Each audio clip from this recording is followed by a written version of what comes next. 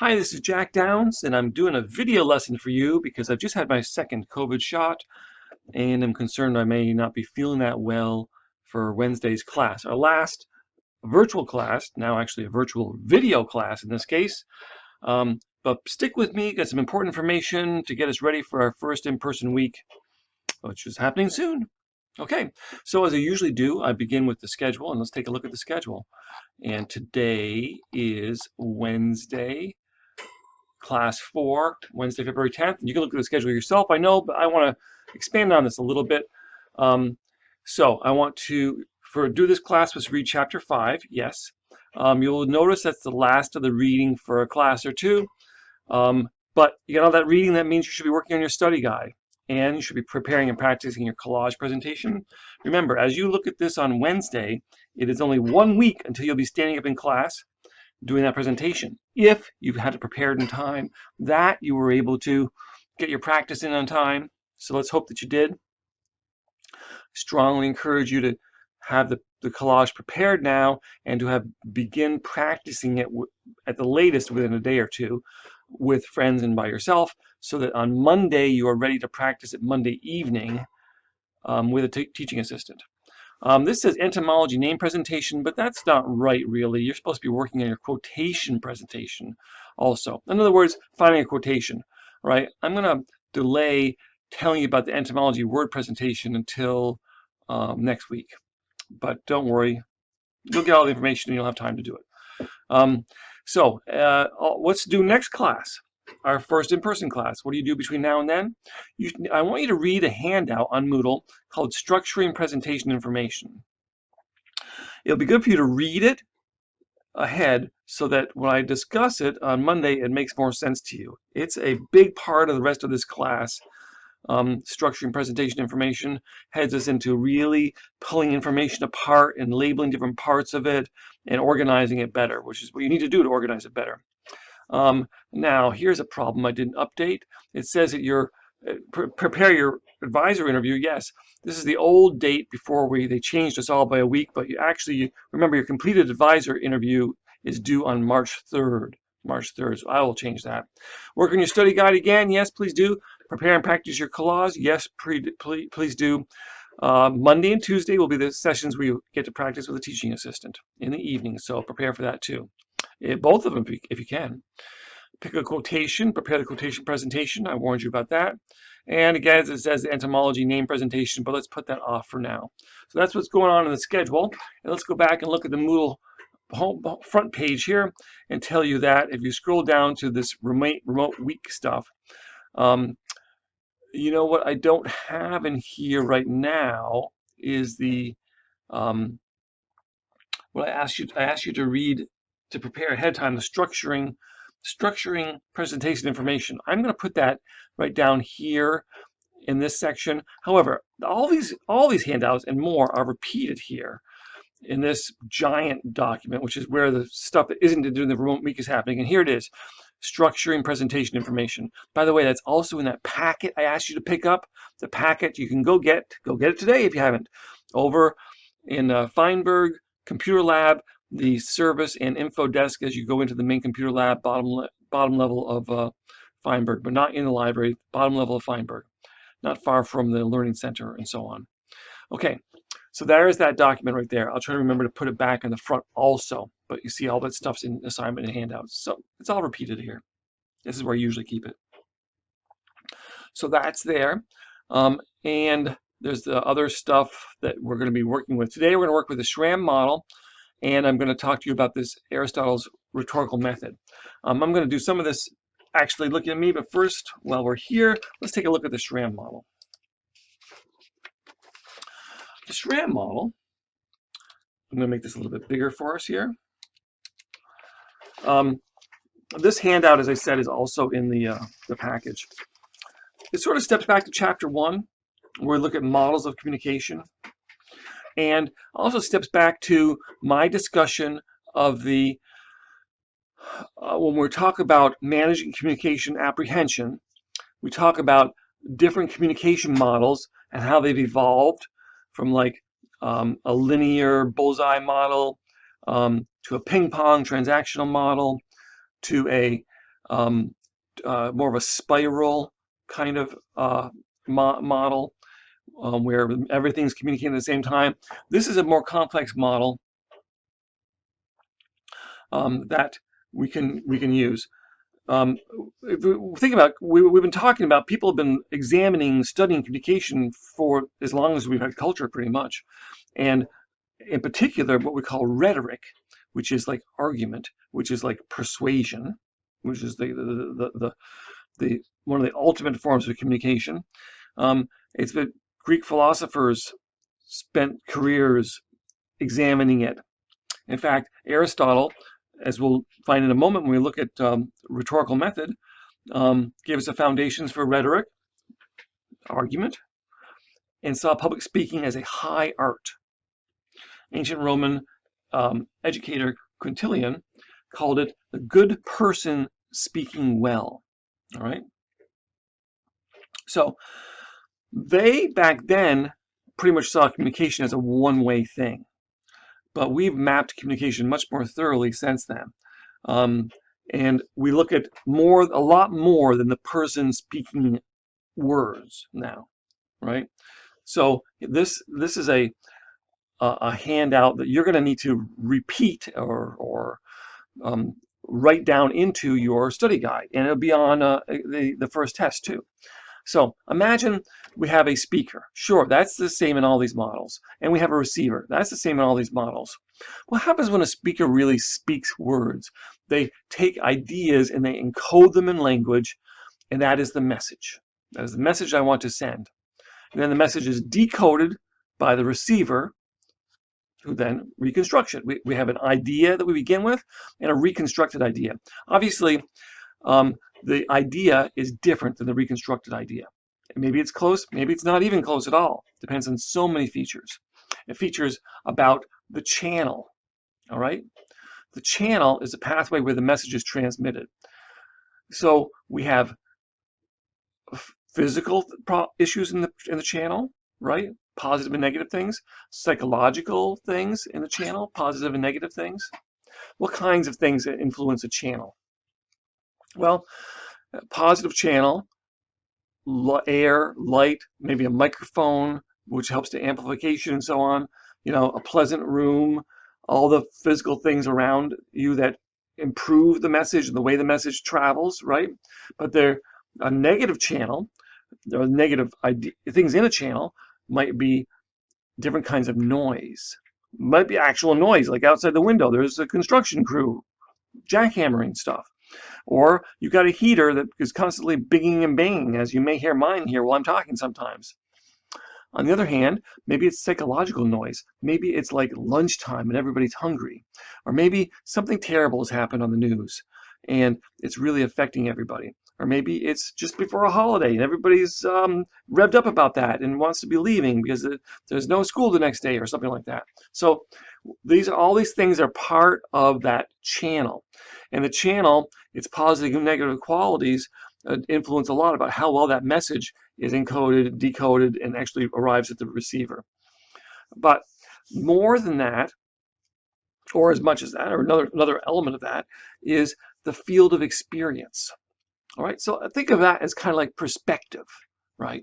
The field of experience is what we call it here, though. It's like what you bring with you when you create that message or when you receive that message.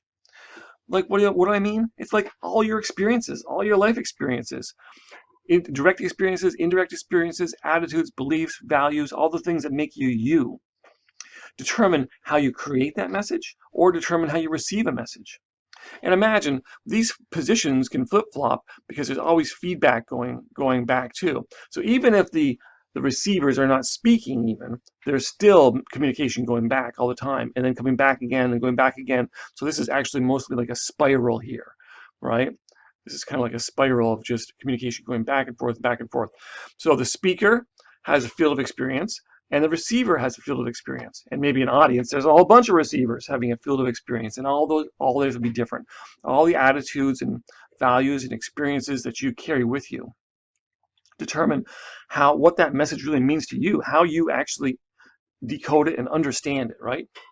So all this is happening at once, but there's even more than that.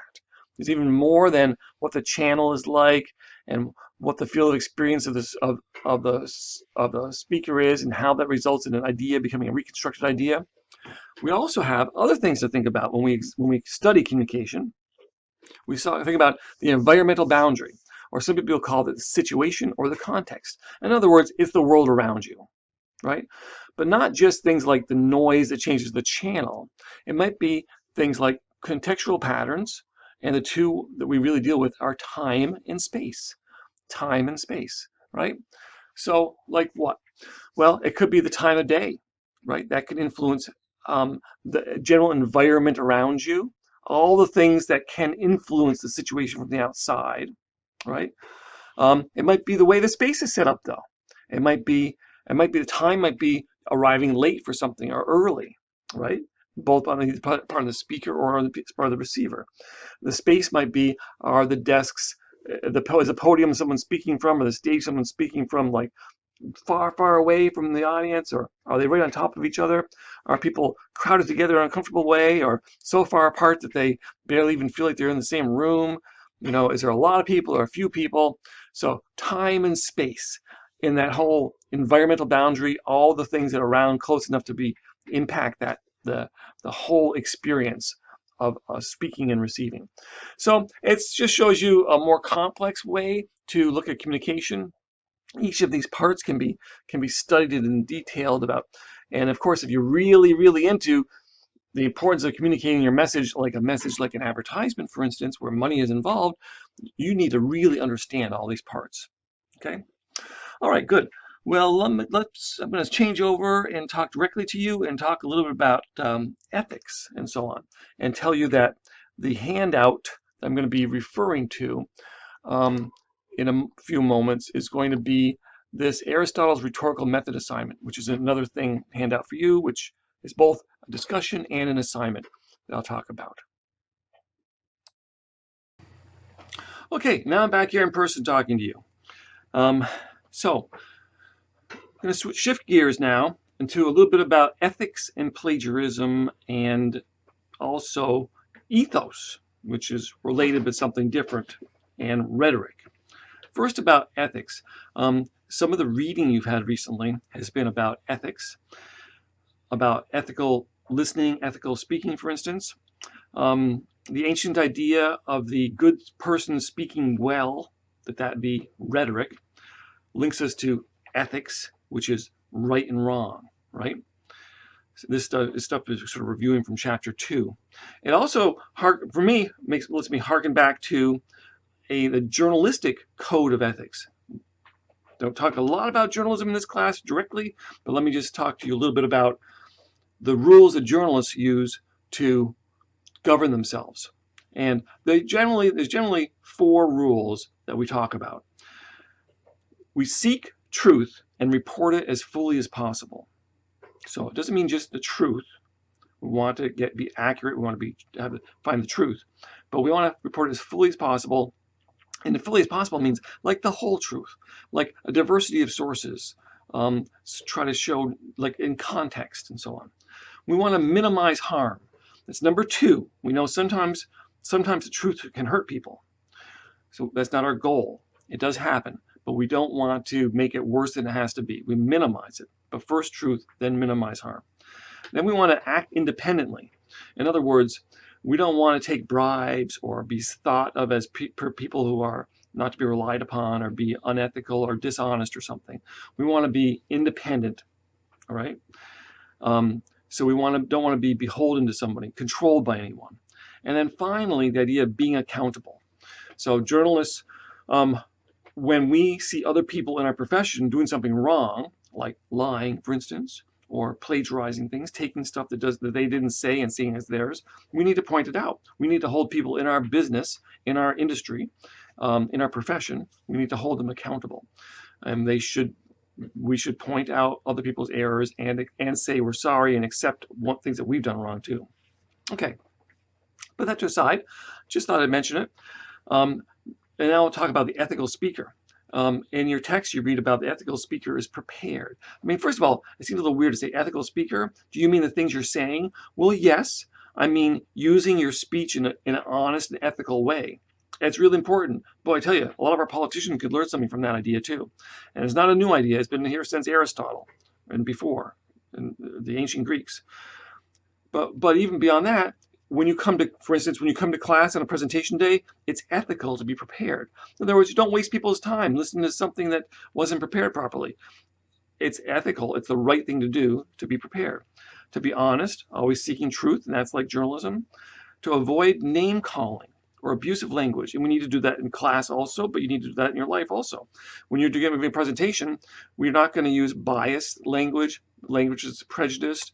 We're not going to use offensive language. We're not going to use things that trigger people on purpose. I mean, sometimes harm can happen from truth, but that's not the point, right? We want to minimize it. And we need to put our ethics into practice in the way we pick topics and the way we try to pursue the truth the proper way, right? Okay, so that's a little bit about ethical speaking. You also learn about ethical listening, right? So you want to be courteous, be attentive, avoid prejudging the article, and avoid like saying not like making judgments about someone by the way they're dressed or the way they look or something, or by maybe a speech impediment or an accent or something. Be accepting of their information. Doesn't mean you have to believe it or agree with them, right? But we need to maintain a free and open expression of ideas, and watch out for those judgments that you make about somebody too quickly. Listen to the message. Accept them for who they are, right? Okay, so that's ethical speaking, ethical listening, and you can read about it, and that's listed in your study guide and your textbook. And also in your textbook, you can read about the 3 forms of plagiarism. For me, though, whether you do either take the entire speech all as a piece, whether you just took pieces of it in a variety of places and put them together, really, whether you didn't really intend to steal but just kind of ended up that way, it's whether you were kind of kidding yourself, right? Saying, oh, well, I'll just use a little bit and nobody will notice, and then it becomes more and more and more. Remember, plagiarism is using somebody else's words or ideas and not giving them credit. Well, we frequently in journalism and in public speaking, we use other people's ideas, but we say who said them, we say who wrote them. In fact, we want to use sources and credit the sources because it gives us more credibility. Because we have good sources, we have good information, and then when we say people where we got this stuff, we don't pretend like we came up with it ourselves, right? I think most plagiarism comes from laziness, lack of planning, and it's really no excuse. Yes, you can go online and try to find a complete speech that somebody prepared and take it from somebody, and maybe you'll even get away with it. If you don't, if you get caught, the results are serious. Okay, so let me just say that up front. In journalism, cheating, getting caught with plagiarism in general, and this is a journalism class, is significant punishments. I always report it too. I always report it to the administration. So, in other words, if you are not sure if what you're doing is plagiarism or is okay, you talk to me, ask me about it, okay? And in general, the general rule is, if you use somebody else's words or ideas, you credit them. So it's usually, as I say, laziness or lack of planning. It's really no excuse, but it gets you into a bind, and then the deadline is coming up and you can't do anything about it, and you don't want to have a lousy grade, so you jump in and take somebody else's stuff, right? I think if I say who is going to be a plagiarist, who's going to do this, can I predict who it's going to be? Yes, I can. I'll tell you who it's going to be. It's been a person who did it before. It's like a drug. Once you start taking it, it's hard not to take it. That's how I say that the surest prediction of somebody who's going to be a plagiarist is someone who's already done it once. And almost nobody gets caught on their first time, right? So don't get hooked on plagiarism. It always will catch up with you, all right? So now let me move on to something else, on to another concept that involves ethics in a way, another type of ethics, the root word ethos, okay? So you have a handout which is called rhetoric. Let's see, let me find it. I'll show it to you. By the way, that's the structuring presentation information, which is in your packet, which you might want to pick up because I asked you to read that, right? And let me find the handout. rhetoric. Here it is. Yeah. Okay. Well, I won't bother throwing it at you, but just to say, there it is. Aristotle's rhetorical method and speech analysis. So I'm not going to just read this whole thing or something, and you can read it, and I'm asking you to do that. But I do want to talk about a little bit about it, and then the assignment that you have to do. Another one of these long-term assignments that you have plenty of time to do, but if you wait too long, it's going to be dangerous. So as this handout explains, rhetoricians, people who study rhetoric, listen to speeches and then analyze them. So this has been going on for as long as there's been speeches, so for thousands of years, right? And we can look back, really, some of the guidelines about how we analyze speeches that were developed a couple thousand years ago are still very valid right now. So we look at, as Aristotle did, we divide these characteristics into ethos, pathos, and logos. Okay, ethos, probably the most important of them. Yeah, ethos isn't just ethics, all right? It's related to that. It's the root word. It's more than that. It involves ethics, credibility, character, competence. It's the general overall idea of believability. It's stuff that's direct and obvious, but sometimes other things are just very intangible. Why we believe some people more than others. Why we feel confident in the information that they say. It's everything from the way they say it down through the sources that they use, and maybe how much we feel like we're like them, and also how human they seem to us. All this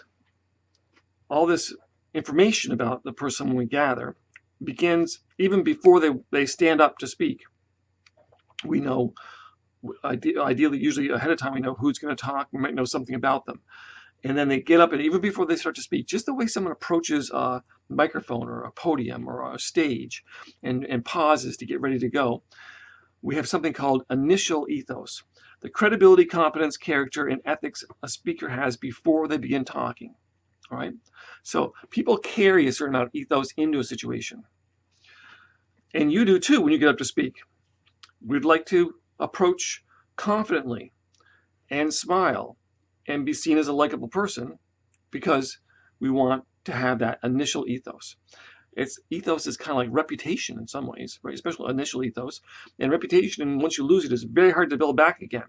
So it's like a valuable commodity, and we hold on to it carefully and hope to expand it. Then we speak.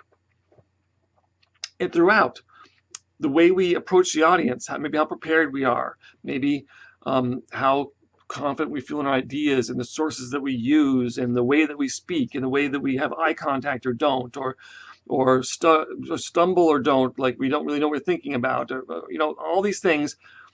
But on the other hand, being like a robot and speaking that way would be poor also. So all these things, everything about that experience of us speaking and all the information that we present creates a derived ethos. So it's the ethos is established during the presentation. And then finally, we have terminal ethos. It's the credibility, competence, and character and ethics of a speaker at the point when the presentation is complete. All right? It's sort of like when they walk away, what we're left with. It's the lasting credibility that the person has.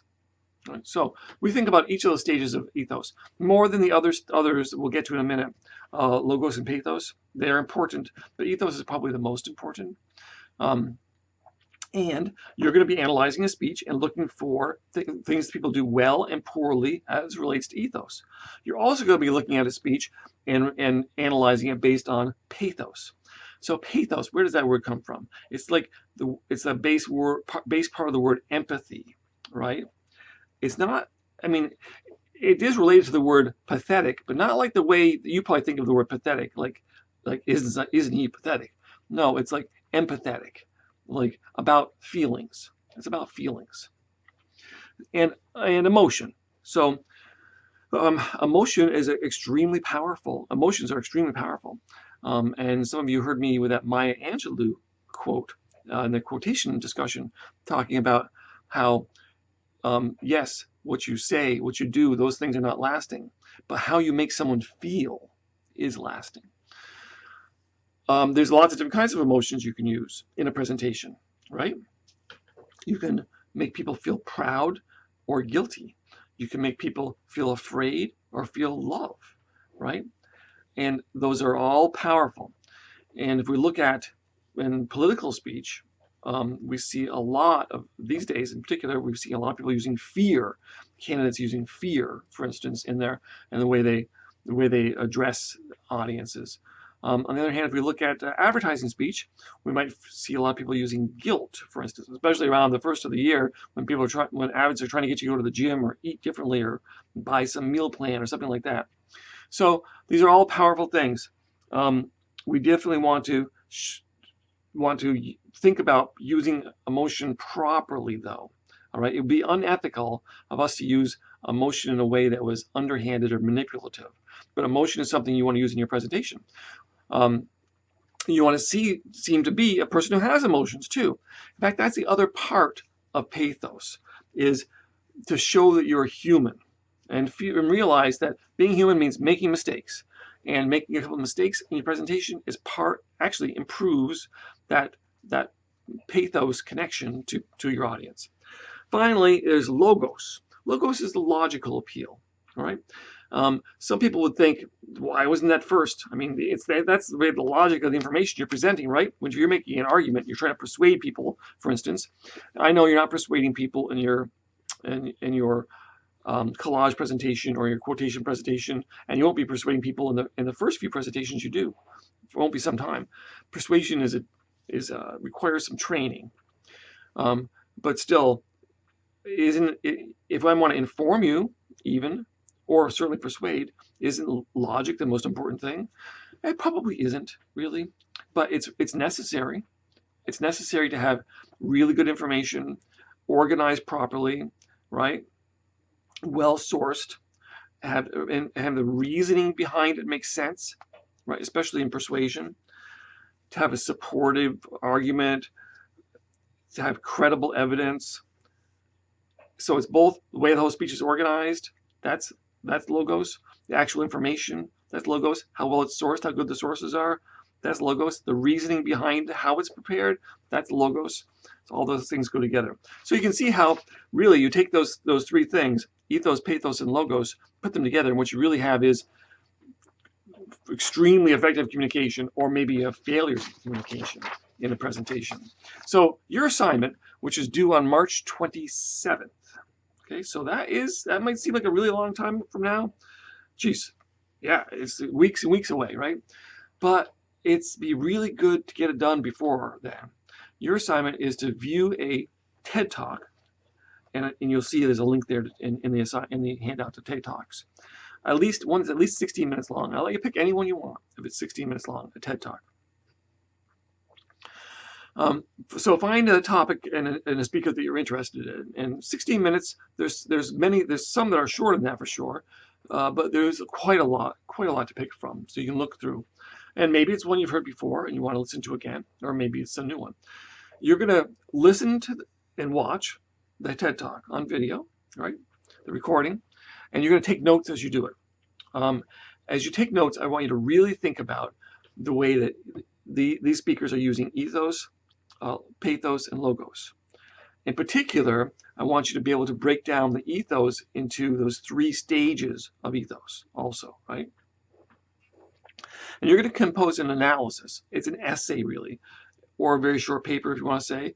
And it says minimum of 2 type pages, but I think it's more likely to be 3, really, when you get down to it. You're must have an introduction, right? Multi-paragraph body and a conclusion. So the introduction is kind of like the introduction to a speech, right? You're going to certainly tell us who was speaking in the topic, but you also kind of tell us, and that you're going to analyze it, how good a job that they did. And then you're going to go through your multi-paragraphs, at least 1 paragraph on ethos, and 1 on logos, 1 on pathos. And ethos is possible that you have more than 1 paragraph when you're looking at the 3 stages of ethos. And then you're going to have a conclusion. So I want to definitely feel like this essay has structure. And you don't have to say everything is perfect in the talk, right? You can use these 3 characteristics to try to say that, yes, they did this well, but they really botched their ethos or logos or pathos with this, right? And then at the end, you were left feeling like this, right? So you could be critical, you can be praising or negative or some of both or whatever. Make references, as it says, make references to those things, to ethos, to pathos, to logos. I want you to explicitly say that you are describing those things. And then, of course, also the 3 stages of ethos. So that paper is due sometime from now. And just to tell you ahead of time, you will have the opportunity to do another one of these. It'll be a little bit different. There'll be one little added characteristic for extra credit later in the semester. So that's another reason not to get behind on this, to get it done, certainly maybe even well before the March 27th deadline. And you're going to have lots of other stuff happening at the same time, right? And there's not going to be any spring break to help you out either. So you got a break, you got a free afternoon, find a TED Talk, watch it, take down all the notes, organize it, and then write up maybe 3 pages, at minimum of 2, but probably more like 3 pages, and have that ready. And there's a Dropbox, which I'll be opening soon, so you could put it in ahead of time if you wish. And then maybe you'd have time to do an extra one for extra credit later on. Okay. So let me just see. I wanted to tell you all about that, and I didn't even look at my notes, all the things I was going to say. But I guess I said it all pretty well like I wanted to. Okay. And that's where you're at. Please, although I hope that this was all clear to you, if you have any questions about anything I said today or another time, or as we move into Monday's in-person class, let me know. Send an email. We'll do a Zoom meeting or so on. So, and I'm sure that I will, if I'm not feeling that well right now, and that's why you're watching this, I'm sure I'll be back and fine tomorrow, in which case we can have a Zoom meeting and answer problems and questions. And right through the weekend, I will be around if you have any questions or problems. So stay in touch. And if nothing else, I really look forward to seeing you all in person on Monday of our first in-person week.